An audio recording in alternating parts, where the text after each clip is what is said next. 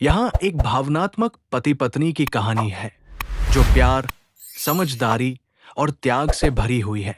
पति पत्नी की एक भावनात्मक कहानी। शीर्षक, चाय का कप। राज और सुमन की शादी को 25 साल हो चुके थे। जिंदगी की भागदौड़ में उन्होंने बहुत कुछ सहा, लेकिन हमेशा साथ निभाया। राज एक सरकारी नौकरी में थे और सुमन एक गृहिणी।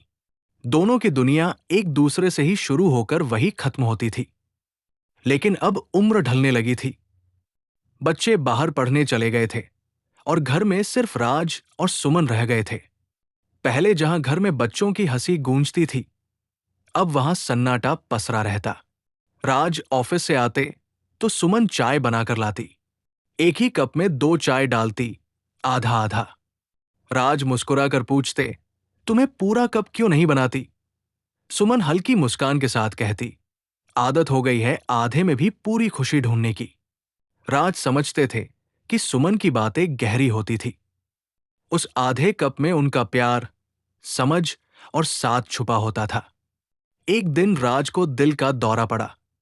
हॉस्पिटल में भर्ती कराया गया। सुमन दिन रात उनके पास बैठी रही। डॉक्टर ने कहा, अब इनको ज्यादा स्ट्रेस से बचाना होगा, वरना हालत बिगड़ सकती है।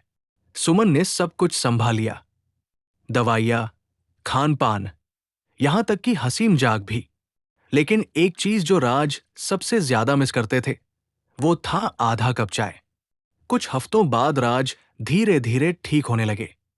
एक सुबह जब उनकी आंख खुली तो सुमन सामने मुस्कुराती हुई खड़ी थी। हाथ में वही पुराना कप था जिसमें आधी चाय थी। राज की आंखों में आंसू थे। उन्होंने कप लेते हुए कहा, तुम्हारी ये आधी चाय मुझे जिंदगी की पूरी मिठास दे देती है।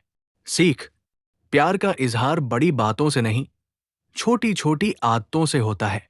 कभी कभी एक आधा कप चाय भी पूरी जिंदगी का सुकून बन जाता है।